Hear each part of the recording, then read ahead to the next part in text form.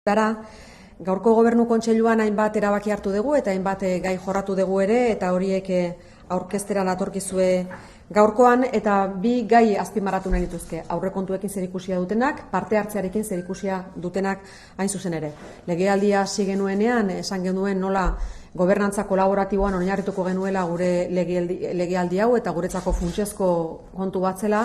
Izan ere guk herritarrak urrun ikusten ditugu erakundetik, erakunde honen gandik eta baita gainontzeko erakundeen gandik ere, eta urruntasun horrek eramaten gaitu alde batetik konfiantza maila jaistera, eta bestetik politika publikoak egiteko garaian edo diseinatzeko garaian ez behar beste asmatzera politika horiek diseinatzeko garaian. Orduan, gobernantza kolaboratiboan oinarrituta, konfiantza hori, estutu konfiantza hori berreskuratu nahi dugu eta elkarrekin hainbat ildo estrategiko edo finkatu. Hori da, hain justu, parte hartze zuzendaritzaren helburua, gure departamentuaren helburua, eta noski Gipuzkoako Foru Aldundiaren tresna nagusietako bat. Zentzu horretan, abian jarri genuen lehenengo aldiz, aurreko legealdian, foru arau partaidetzazko azken foru arauan oinarritua, eta baita etorkizuna eraikiz programan oinarrituta, aurrekontu parte hartzaileak abian jarri genituen. Lehen esan dizudan bezala, gizartearen parte hartzea sustatzeko, emakume eta gizonen arteko berdintasunean oinarrituta, eskubide demokratikoak garatzeko eta eraginkortasuna, gertutasuna eta baita herritarrak beraiek ahalduntzea dute helburu. Politika egiteko modu berri bat, lehen nioen bezala. Prozesua abian jarri genuen eta 2019ko martxora bitartean herritarren ekarpenak jaso genituen, ordura arte 1083 ekarpen jaso genituen Gipuzkoarren aldetik. 2019ko martxoa eta 2020ko urtarrila bitartean proposamen horiek guztiak aztertu egin genituen, filtroa pasa genien, eta filtroa aipatzen dudanean esan nahi dudana da ez gure borontatezko filtro bat, baizik eta gure eskumenekoak zeintzuk ziren ikusi eta zeintzuk ziren aurrera eraman zitezkeen proiektuak. Lanketa hori guztia egin ondoren, aukeraketa fase bat ireki genuen. Hori 2020 garen urteko hasieran egindako lanketa bat izan zen, 12 hasieran proposatutako 1083 ekarpen horietatik 12 ekarpen ziren edo 12 proiektu ziren aurrera eraman zitezkenak, gure eskumenekoak zirenak eta aurrera eraman zitezkenak, eta 12 proiektu horiek berriro ere herritarrei helarazi zitezkien, eta horien artean 6 aukeratzeko agindua edo eskaera egin genien. Gipuzkoar guztiek eduki zuten aukera hori. Guk egin dugun balorazioa parte hartzeari dagokionez oso positiboa da, lehenengo saiakera da, lehenengo aldia erakunde batek horrelako zerbait egiten zuela hemen Gipuzkoan, eta beraz lehenengo esperimentu edo lehenengo froga bezala guretzako oso baliogarria izan da. Eta horrekin ere ikusi dugu zein den Gipuzkoaren sensibilitatea edo zein proiektutan edo ze lehentasun dituen ere ongizateari edo ekonomiari dagokionez, alegia zeintzuk diren proiektu horiek guztiek. Noski, COVID-19 honetan ere eragina izan du, alegia ikusi dugu diru bilketan sekulako inpaktua izan duela COVID-19, gure enpresetan, gure herritarrengan inpaktua izan du, eta noski diru bilketan ere, eta gure aurrekontuak horretara egokitu egin ditugun bezala, proiektu parte hartzaile hauek ere egokitu egin behar izan ditugu. Hasiera baten 1,2 milioi euroko zuzkidura zuten, 200.000 euro proiektu bakoitzeko, eta oraingoan erdira jetxi behar izan dugu zuzkidura hori. Alegia 0,6 milioira, 600.000 eurotara mugatu dugu aurrekontu hau. Edozein kasutan proiektu hauekin aurrera jarraituko dugu, alegia partida honetatik ez balin bada beste batetik finantzatuko ditugu eta aurrera egingo dugu. Bai, esan nahi dizudana da, 6 proiektu horietatik bat segurazki ezingo dala aurrera eraman, eta ezingo da aurrera eraman hain zuzen ere bekakin zerikusia duelako, gazteen bekekin zerikusia duelako, nazioarteko bekak dira eta mugikortasun hori mugatua egon daitekeenez, horrek etorkizuna ez dauka bermatua, proiektu horrek ez dauka bermatua etorkizuna, baina bai bazpare aurrekontu zizkidura. Aukeratutako proiektuak zegintzu diren azpimarratu nahi nintuzke oraingoan. Lehenengo proiektua eta bozka kopuru handiena jaso duena izan da gaixotasun larrien aurkako ikerketa. 9.417 bozka jaso ditu proiektu honek, minbizia eta Alzheimerraren inguruko ikerketa sustatzeko proiektu bat izango litzateke. Hau nola aurrera eramango da, ikerketa taldei babesa eskainiko zaie, hainbat proiektu egitasmoa aurkeztuko dira, eta horien artean dirua mahai gainean jarriko dugu, deialdi ireki baten bitartez, proiektu eta beharrak aurkeztu, eta horien artean aukeraketa bat egingo da, berriro diot, gaixotasun larrien aurkako ikerketa sustatzeko. Hori izan da, Gipuzkoarrek lehentasun nagusiz aukeratu dutena. Horrek ere, sensibilidade bat ere adierazten du Gipuzkoaren aldetik, eta guk zentzu horretan ere balorazio positiboa egiten dugu. Noiz garatuko da proiektu hau 2020 urtean, aurrekontu osoa 200.000 eurokoa du. Bigarren proiektua gaurkoan azpimarratu nahi dudana, edo azpimarratu edo Gipuzkoarrek bigarren postua edo eman diotena mailaketa honetan. Klimarekiko konpromisoa proiektua. 8.372 bozka jaso dituen proiektua dau. Klimarekiko konpromisoa duten herritarren liga bat edo eratu nahi da, Gipuzkoako herritarrekin elkarlanean arituko gara, eta herri desberdinetan, hainbat herritan, aukeratuko dira herritar batzuk, eta haiekin ariketa batzuk egingo ditugu klima aldaketari dagokienez, sensibilizazioa eta formakuntza emango zaie herritar hauei, klimaren kontzientzia hartezaten, eta gero jarraian noski beren inguruan ere landu ditzaten. Hau 2020 eta 2021 urtean zehar egingo da, eta bere aurrekontua 400.000 eurokoa du. Beraz, klima aldaketari dagokionez, sensibilizazio hori landuko da, eta sensibilizazio hori guretzako importantea da noski, baina baita Gipuzkoarentzat beraiek aukeratu baitute bigarren proiektu bezala aurrera eramateko, eta beraz Gipuzkoako Foru Aldundiak ere hau oso begionez ikusten du. Hirugarren proiektua Gipuzkoarrek aukeratu dutena, indarkeria matxista prebenitzea gazteen artean. 7.618 bozka jaso ditu proiektu honek, eta honek ere noski bere biziko garantzia du, prebentzioa Gipuzkoako haur eta nerabaikin, hori da landu nahi dena, eta adina azpimarratu nahi nuke, alegia 9 eta 12 urte bitarteko aurrekin egin nahi da lanketa hau, prebentzioa lantzeko, indarkeria matxistaren kontra, ikusentzunezko materialak sortuko dira, eta material horiek gero udal esparruko ekipamentuetan banatu eta ikusteko aukera izango da bertan nerabeek parte har dezaten. Haur eta nerabeek, 9 eta 12 urte bitartekoi. Ikastetxetara dago zuzendua eta noski udal ekipamenduetara leno nioen bezala.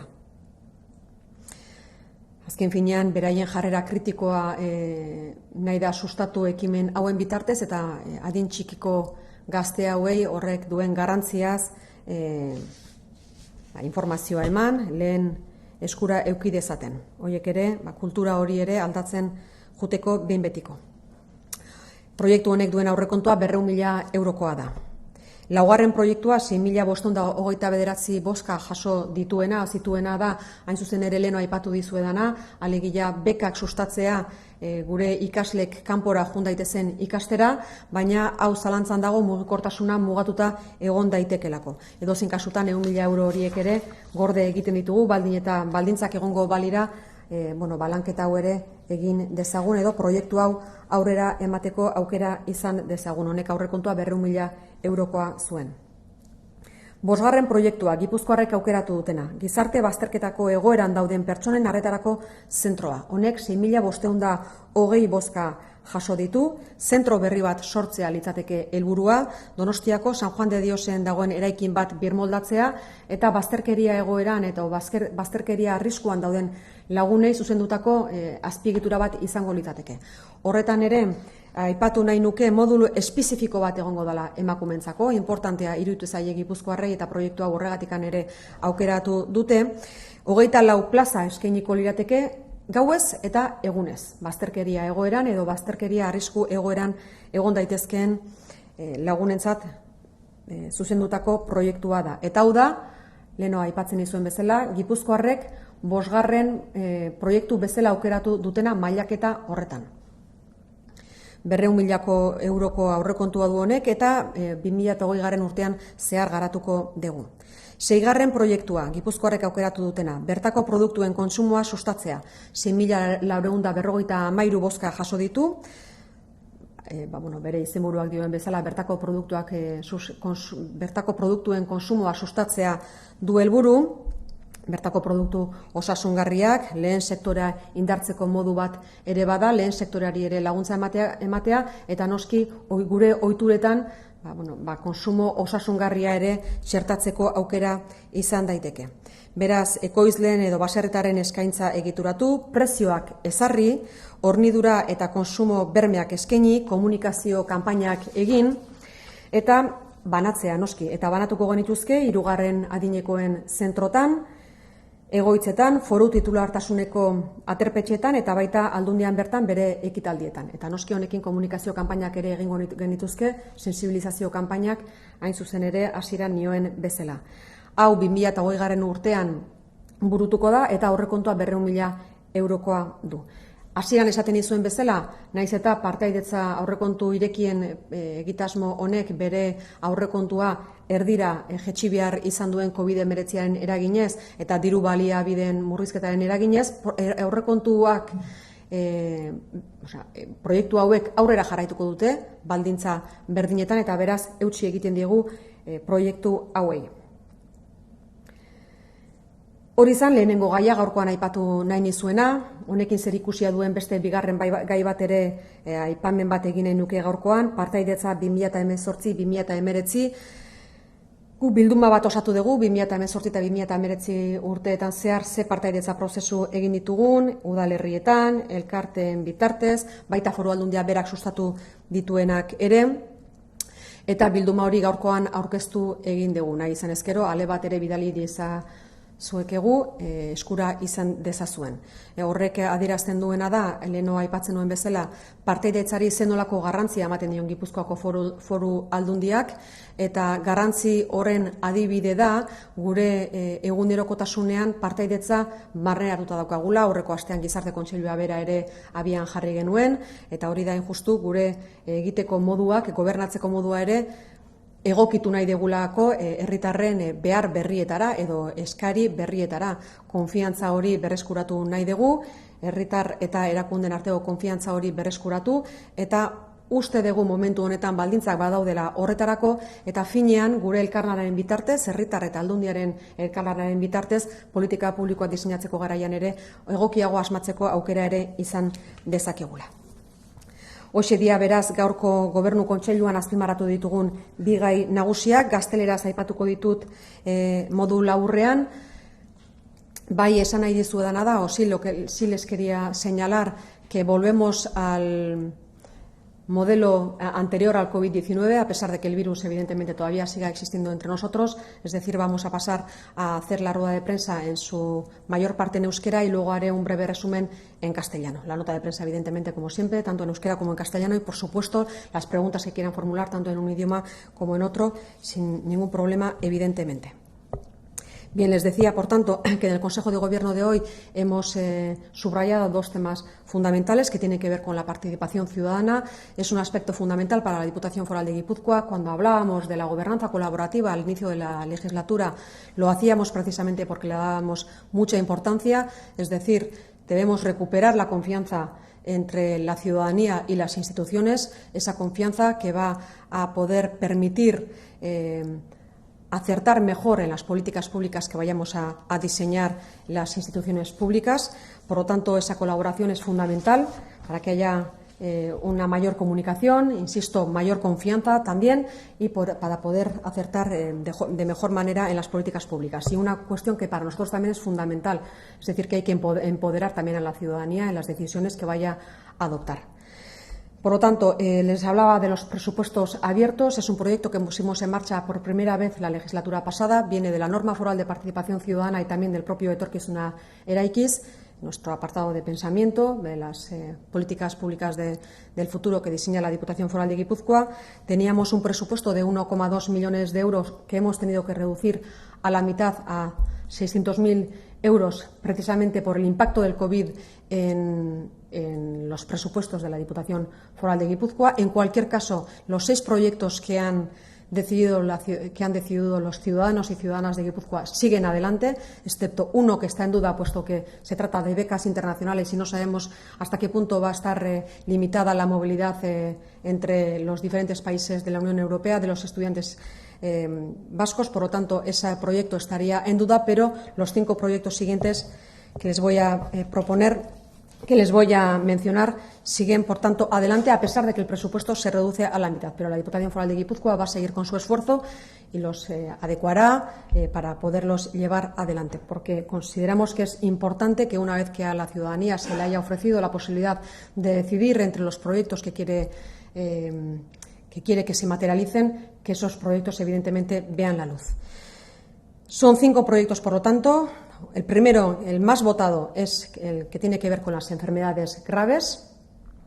El segundo, con el compromiso con el clima. Tercer proyecto, prevención de la violencia machista entre las personas jóvenes de entre 9 y 12 años de edad para su sensibilización. Centro de atención a personas en riesgo de exclusión de día y de noche. Y promoción del consumo de productos locales. Estos proyectos, por lo tanto, se van a llevar a cabo durante el año 2020-2021. La Diputación Foral de Guipúzcoa, más allá de aceptar, por supuesto, los proyectos que han aceptado los ciudadanos y ciudadanas de Guipúzcoa, también hace una valoración muy positiva de los proyectos que han elegido, puesto que muestran la sensibilización social y económica que tiene la ciudadanía de Guipúzcoa.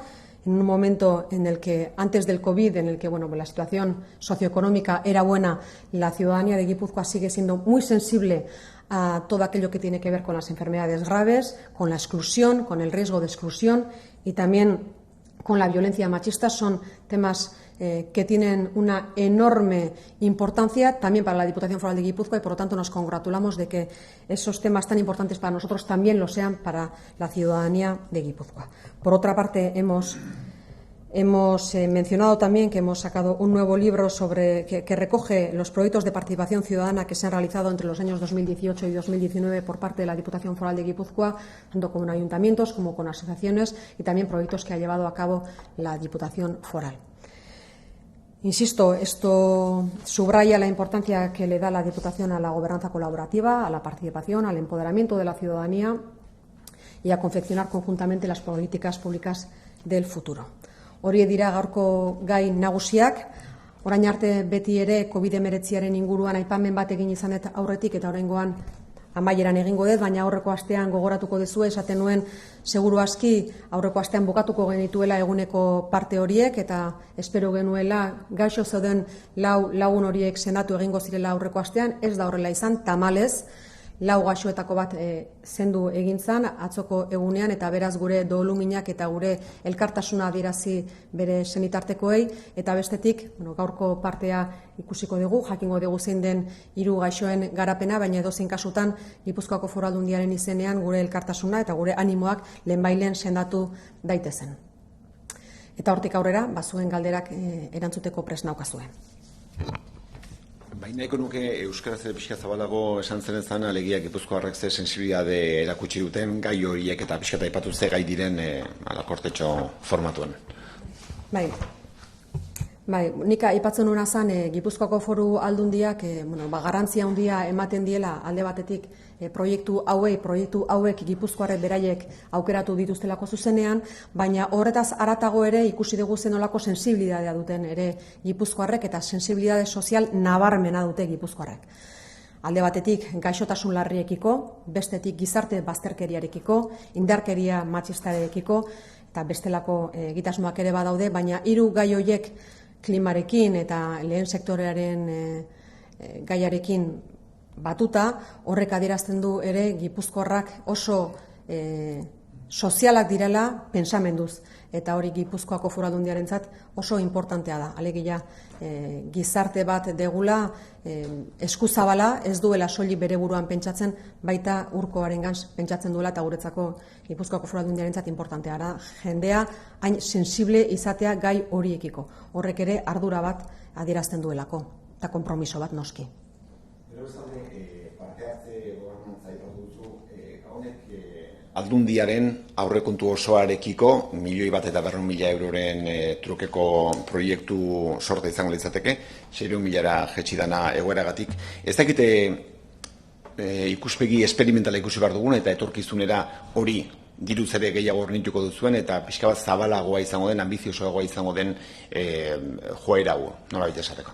Guretzako proiektu hau martxan jartzea izan zen ambiziosoa izan zen, orain arte parte hartze prozesu asko egin ditu Gipuzkoako Foru Aldundiak eta gainera eutsi egin diegu guztiei, egoera honetan iruditzen zaigulako bai udalei ematen dizkegun aukerak partaidetza prozesuak burutu ditzaten, bai elkartei ematen dizkegunak eta bai Gipuzkoako Foru Aldundia berak egiten dituenak, kanpora begira eta baita etxe barruan ere oso importantea dialako.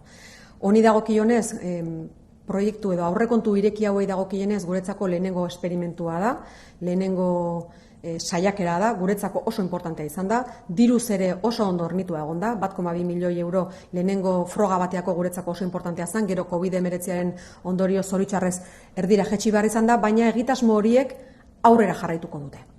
Alegia, hemendik ez balin bada beste nonbaitetik egokituta bada ere proiektu horiek aurrera jarraituko dute. Horrek adierazten du Gipuzkoako Foru Aldundiaren konpromisoa. Hortik aurrera noski honekin aurrera jarraitu nahi dugu, ikusiko dugu baita ere gainontzeko esparru guztietan bezala zein den egoera ekonomikoa etorkizunean, horretara egokitzeko, baina gu konpromiso honi eutsi egingo diogu, noski gainera hau ez da legealdi honetan pentsatu dugun kontu bat, soilik, baizik eta parte hartze foru arauan jasota dago hori burutu egin behar dela, eta parte hartze foru arau hori onartu zen Gipuzkoako batzar nagusietan noski EAJ eta PSren aldeko botoekin, eta inoren kontrako botoarekin. Beraz, horrek borondate bat islatzen du Gipuzkoako herritarren aldetik. Kontrako botorik etzan egon. Eta hau guretzako importantea da. Horrez gain, etorkizunari begira noski honekin jarraituko dugu, foru arau horretan oinarritzen da, eta baita etorkizunarekiz bertan ere. Alegia, Gipuzkoako batzar nagusien borondatea da, eta baita erakunde honena, beraz, etorkizuna oparoa izango duelakoan gaude, gero zuzkidura nolakoa izango dan, goizegi da esateko. Nik azkeneko galdera bat, ikusi dut proiektu gehienak dirala, edo ikerketa dela, edo kanpaina bat martxean jartzea dela, baina zu bosgarren bezala aurkeztu duzuna, gurean laugarrena agertzen dena, bertan bere geratu delako horietako bat, zentro baten sorrera da. Horrek hasiera batean 200.000 euroko zuzkidura izango du, baina gero beste babes bat beharko du, zentro bati eusteak, ez da? Noski horre gero bilakera bat izango dugu egiten duguna da, hasierako ekarpen hori egiten dugu proiektu hori martxan jarri alizateko, herritarrek horrea aukeratu dutelako, baina noski hori gero denboran mantendu egin beharko da, eta hori ez da 100.000 eurokin egiten.